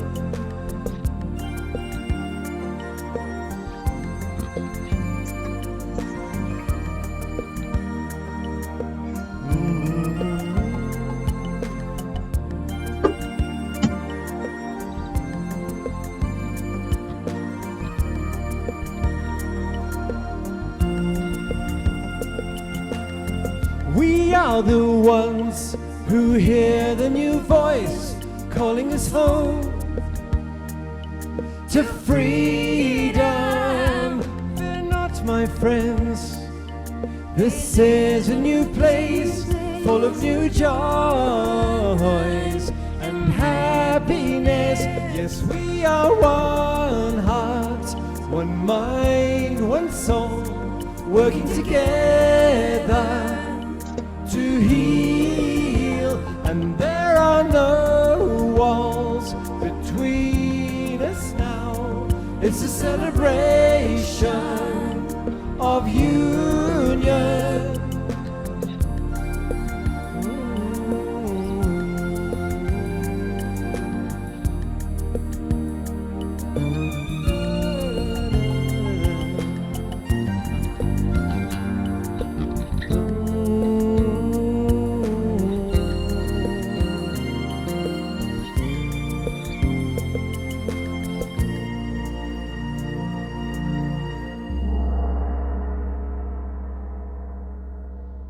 Wow, I like the gong effect. That's pretty cool. Gone with the wind. It was good. It was good. I was it's funny because all throughout the World Unity Week there's been the occasional Becky Suzik borrowed her China gong, this huge thing from her father, and every so often she just whack it and anyway bring us to attention. Thank you, Becky.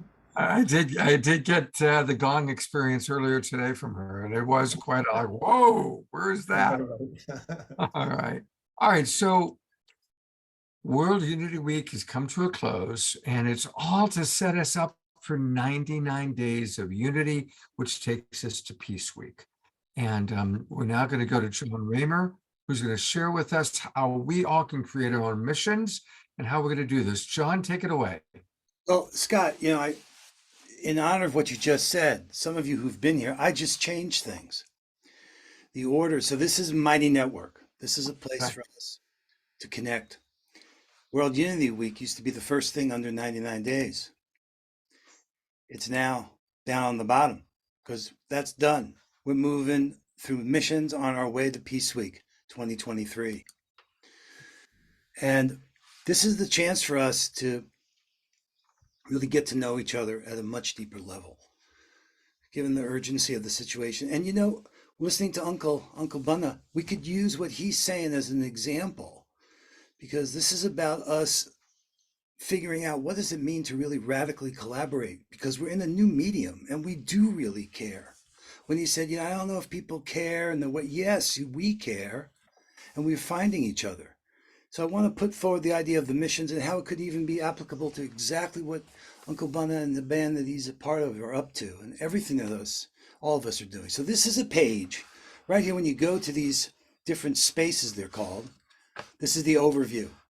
And up here, you can go through this, and we've tried to spell it out to be as clear as we can about the opportunity that we're proposing here. We're encouraging you to be creative, ambitious, and bold, and put in a proposal that could advance the work that you're doing, or a group that you're involved with is doing, or an alliance that you're involved with.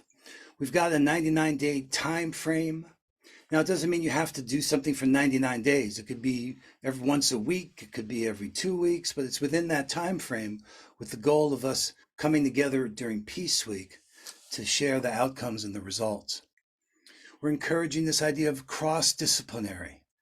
And we have a whole mission focusing on 99 days of radical collaboration by teaming up, led by Dr. Tamsin Willie Barker, who we've mentioned a number of us. And many of us, and all of us, are invited to really co-create that radical collaboration on radical collaboration. And we're promising to be supportive during this period. And then again, like I said, at the end of the 99-day period, to convene and during Peace Week. And right here on this overview page, like we say, we believe that the collective power of individuals working towards a shared vision can create a profound and lasting impact. And we're inviting you to be part of really bringing life to the idea that the new earth is rising, and there is a new earth rising. So declare your mission here. Now, here's the thing. This section here is all the missions, and you can go here and see all of them. Some of them are very moving. Some of them are really challenging. But one of the things that we're supporting and making sure that we don't create more silos is, let me show you here. If I click on missions, there's a little article here. And I know a favorite on your show, Scott, is Hereditary Chief Phil Lane. An amazing work that he's been doing.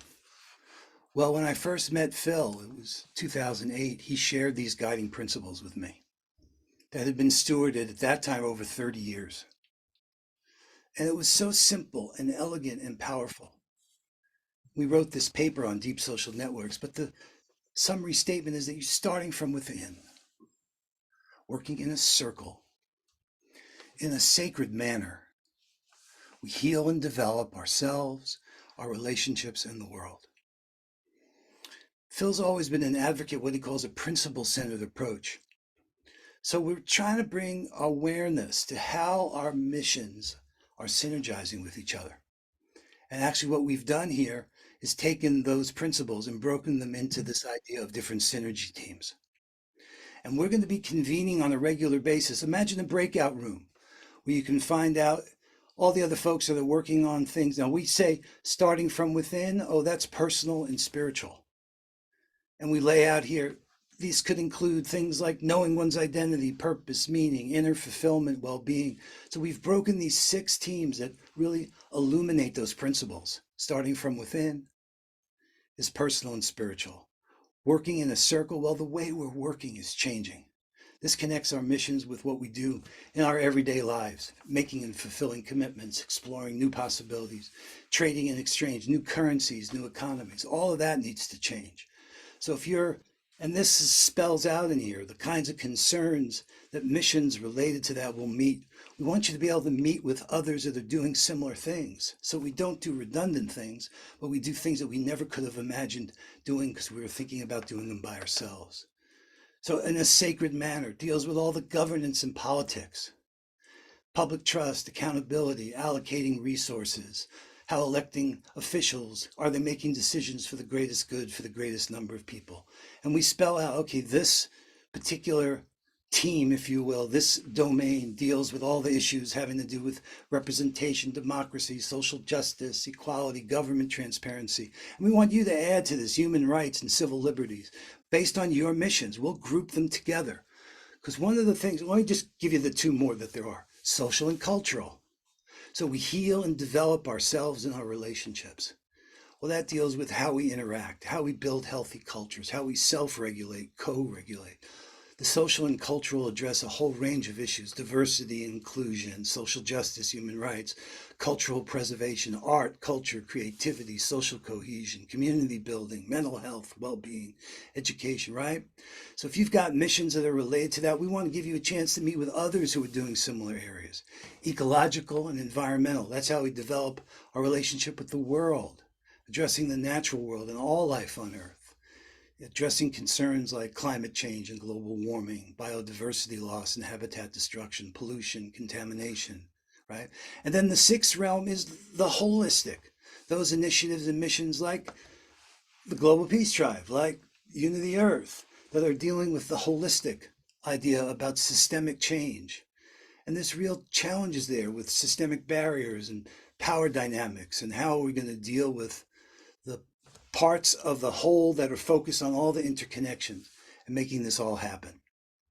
Our dream is that we become a deep, beloved network of networks that has influence in the world, that can actually make change happen.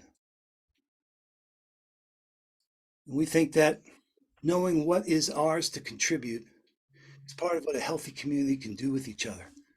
Identifying and leveraging our unique strengths, expertise, resources to benefit others. This can involve sharing insights, providing support, collaborating. The phrase, know the network to knit the network, emphasizing the importance of understanding individuals and organizations within our network. Just tonight, we got to see introducing Emmanuel and Laura and Purpose Earth to Brand Earth. That was like historic. So in summary, trust building, cultivating a deep social network of networks, understanding each other's offerings, and actively contributing value are all vital components for fostering collaboration, driving innovation, and achieving mutual growth within our network. This is the new Earth Rising. So it's a starting point.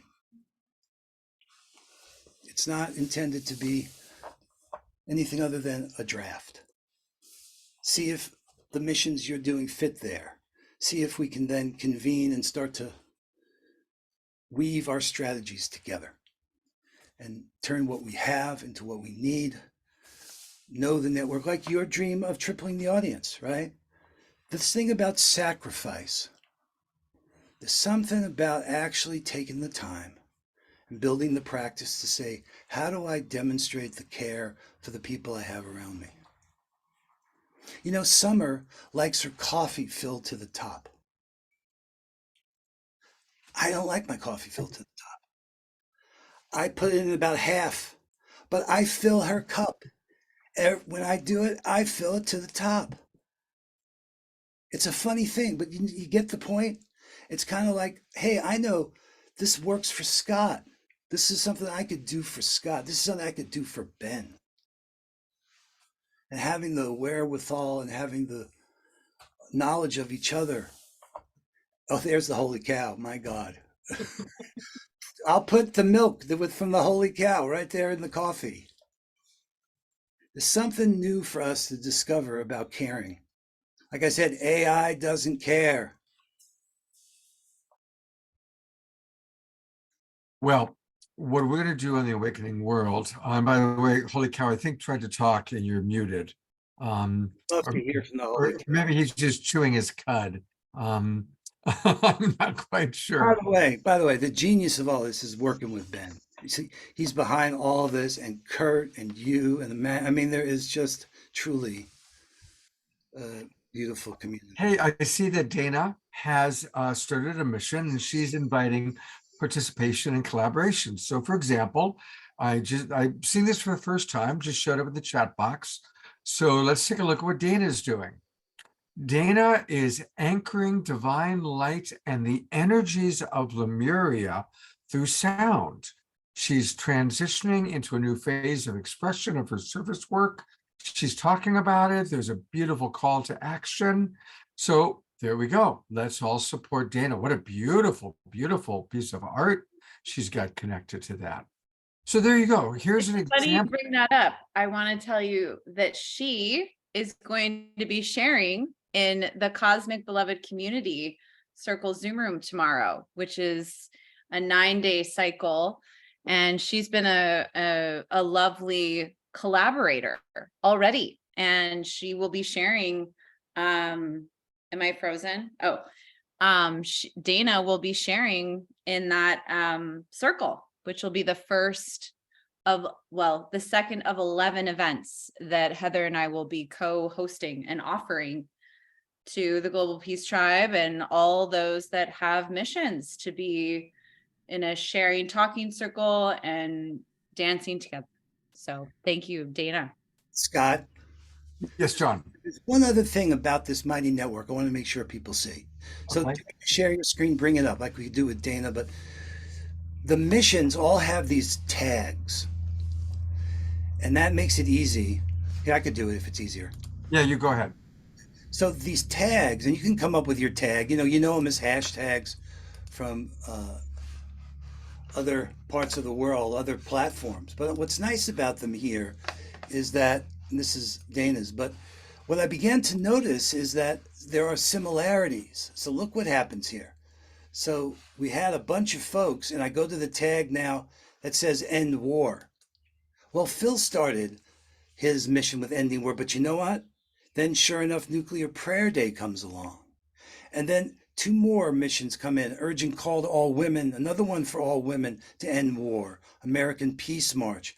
So again, the use of these tools are going to make it easy for us to start to get to know not just the individual missions independently, but to start to see how they group together, how these tags can pull them together on topics as we learn about the similarities between what we're doing and then nesting them into those teams, the idea that there's groups that are working. That's the way large software development projects, mass collaborations are done, so that everyone's working on different modules, but they're able to bring their own creativity. This is open source at its best, guys. I am so excited about the potential to go from mass collaboration to really radical collaboration. It's fabulous. It's fabulous. So listen, what we're going to be doing is all summer long, John, I'm going to ask people when they create a mission, anytime during our shows, I'll find a time to say, okay, like we just did with Dana, here's what Connie and Andrew are doing. Here's what Omashar is doing. Here's what Summer is doing. I hope that you'll come on periodically and help remind people how to work with it, give people the lowdown. Well, you could do a show based on a hashtag. You find a hashtag that groups together 3 or 4 missions, right? It's like a theme for a show. That's really what That's it a great, is for you. that's a great idea. That's That's what we'll how it do. actually works, right? He goes, hey, and these may be missions that aren't even aware of each other. The leaders can find each other in the awakening world. I love that idea. That we will do that. We will do exactly that. It makes sense. Yeah. Hey, you know what else makes sense? One of the people I so wanted to spotlight tonight has finally blessed us with her presence. At least she was here a moment ago. There she is. It's Becky Oh, Suzik. she came. Oh my God, she had this sermon she's been working on. Oh, you're Becky amazing. Becky, You're hooked. You just can't stay away, can you?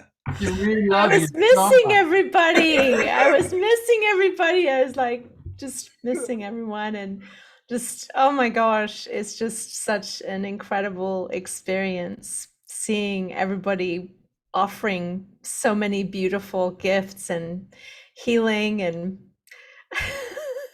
And Ben turned into a holy cow. sacred cow. He looks like he's wearing I thought it was a ministerial collar. I have a purple clergy shirt like that that I'm wearing tomorrow for my service, actually. That's funny. That's great. Has Holy Cow announced his and Holy Cow's and one of our missions? No, we're turning it over to you. Tell us about your missions. Is that really him now? Is he asleep and yes, he's got Sophia the robot dressed up like Holy Cow and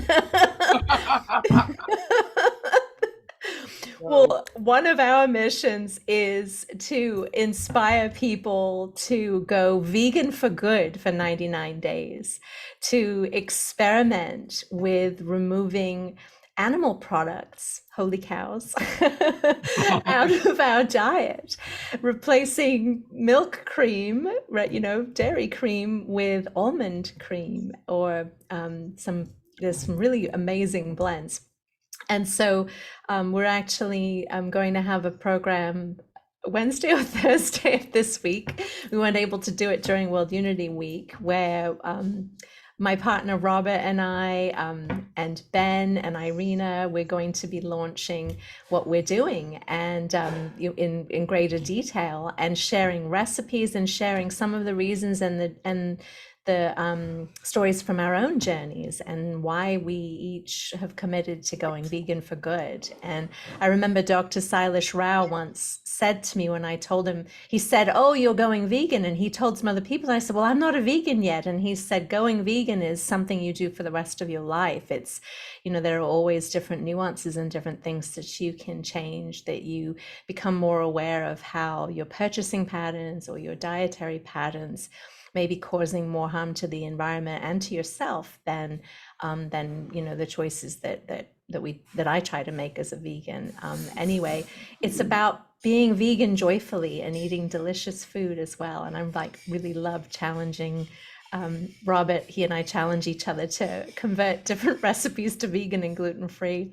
But I love the missions. I love this layer because it gives us an ability to not only hold a vision and a mission for ourselves, but to see how we can contribute to each other's missions and open up our own hearts and hands in exploration of how we can be, weave that into our daily routines and things. So this is one that we hope that will be curious to people. And I love what Jon said when we shared this with him. He said, he wants to try and do many days, he wants to experiment with it too. And so invite you to Sommer Joy. And so yeah, I want to turn over to Sommer Joy just for a minute because it's 8:00.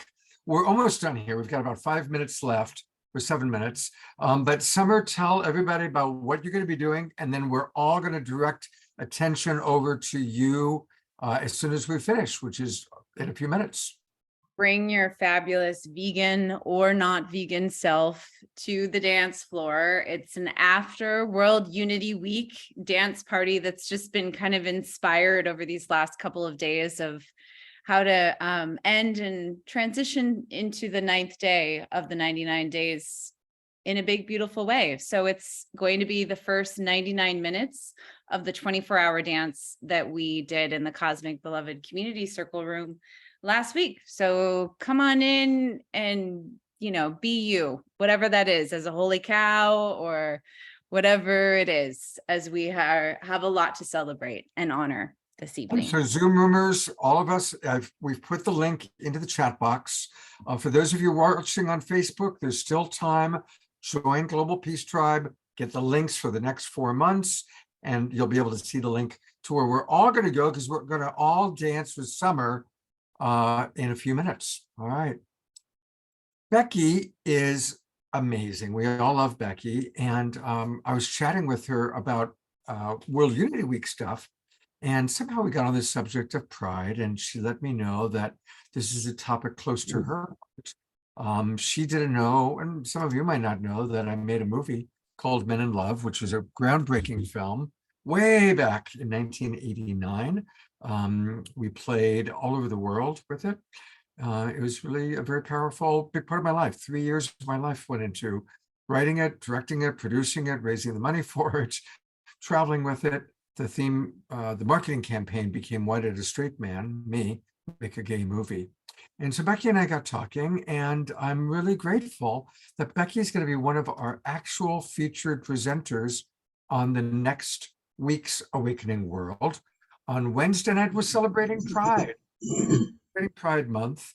And of course, Trish is my regular co-host, but you may see Trish, certainly in this photo, probably on Wednesday night, in a way you've never seen Trish before. She might be coming as one of her many alter egos of different gender. Also, Emily Orem, my beloved of 5 years and a dear friend, will be with us. And then Katarina Phoenix is joining us. She's going to represent the trans community. And Craig Walker is going to be with us representing the gay community. So it's going to be a really, really fun show. And make sure you all join us Wednesday night as we celebrate Pride. And everybody remember to stay mute. Becky, anything you want to add about kind of your special relationship to Pride Month and the Pride community? Yeah, it's extraordinary. It's why I was late tonight is I'm actually working on a sermon I'm giving tomorrow, which I'll share some of the pieces with everyone on Wednesday. And the sermon that I'm writing is called The Diversity of Us, Allyship as a Verb, because if you look up allyship, it's a noun, but it's allyship is something that we all can actively do. And so I'm really grateful to be able to come on the program and expand my own heart and awareness as a cisgendered woman. I aspire to be a staunch ally for equality, for everyone's right to love who they love and to be who they are, and to affirm people with the assignments and the labels that feel good to people. And so I'm really grateful for your program that you're doing, Scott. And I have my Pride frame on right now, and I think it can come through that we all could switch that on for Wednesday night. And so just send so much gratitude to Global Peace Tribe for all that you're doing in support of expanding all of our understanding as well, and compassion. Thank you, Scott. Thank you, Becky. Looking forward to seeing you on Wednesday.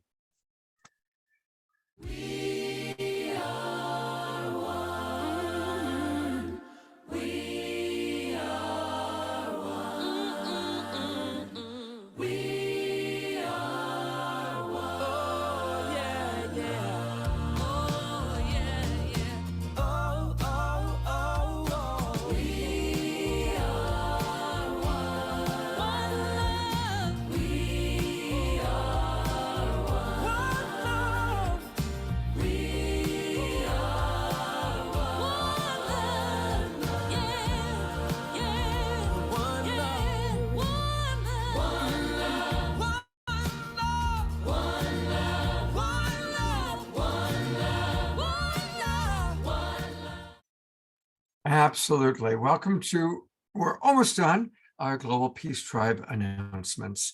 And really the most important announcement is it's time to register. The Zoom room links that you've been using, tomorrow is the last day. And then we will be going to the new season next week.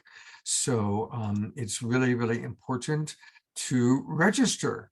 And I want to really ask people to register at the $75 level or higher, and then you can bring on guests. If you register at the level, you can actually invite up to two other guests that will also get subscriptions for the whole summer. Some are up here up north, winter down south. Basically, our season goes from July through the end of September.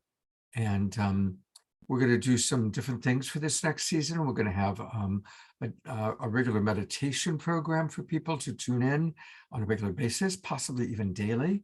We're talking with the Twin Ray community about some exciting developments, and you'll be hearing all about that over the next couple of weeks. And as always, we have a lot of great shows planned, collaborating with all of your favorites. We'll be collaborating with Larissa Stowe, Kristin Hoffmann, Tangela, and Eden Amadora. And those are all just some of the people that I'm collaborating with in July. We're going to be doing some really good shows. So make sure you register now. Again, go to globalpeacetribe.com, globalpeacetribe.com, click register for the new season. That'll take you to the registration page. And I've also put that link into the chat box. Also a reminder that we are doing big events now. We've had a couple of retreats. We're planning some more retreats. And when you register, you get the links to all of our Zoom rooms. Plus, you're going to get the email that I send out every Monday that's got the replays of the previous week. So you can go back and watch the shows that you might have missed or show them again. And again, thank you everybody who has registered. I really, really appreciate it. So thank you. I love a Global Peace Tribe. Also, one last thought about tomorrow, a reminder that we are bringing back Kalina, who is a remarkable healer. And Omashar will be with us, so we'll have a couple more Omashar songs tomorrow. And Tangela will be with us. But really, it's going to be pretty much Kalina providing healing for right there on Zoom. She does it from her home to your home. So join us tomorrow. That's the Sacred Sunday Show, 10 o'clock in the morning, Pacific time, 1 o'clock in the afternoon. I'm going to bring back some of our wonderful guests who were with us. Uncle Bunna, what a pleasure to meet him, huh? And of course, Jon Ramer. Kurt Johnson is still with us. Thank you, Kurt, for all that you do. I think the Holy Cow is still with us. There's Connie. She's replaced Andrew, who was on earlier in the show. They're kind of interchangeable, I guess. And there's the Holy Cow. Where'd Uncle Bunna go? There's Uncle Bunna. And let's go find John. All right.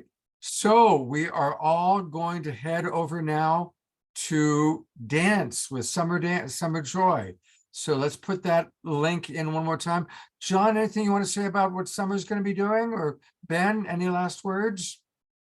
She's amazing. I have to tell you that, but it's true. And dancing with her will bring you joy. And it's so uplifting. What a celebration. That's the first hour. That's the first 99 minutes you did. That's what we're going to hear. She Beautiful. Lovingly put those together.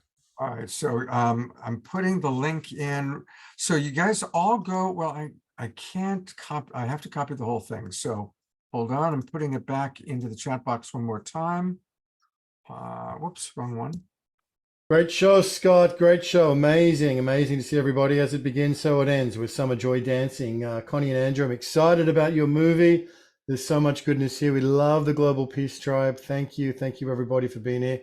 Dr. Johnson, you're the best. Brother John, love it. And Uncle Bunna, deep respect to you. Deep respect to you, Uncle. Thank you for your beautiful song. Blessed is our family. Absolutely. All right, I've put the Zoom room in. So everybody go ahead and click over there. It's right there in the chat box. It says Sign Network Zoom US. Click and goodbye, Ben. Goodbye, Holy Cow. Goodbye, everybody. I want you to all click over. Let's all head over to Sommer Joy. I will see you there. Uncle Bunna, God bless you. Thank you so much. All right, guys, I'm going to close this out and head over to Sommer Joy.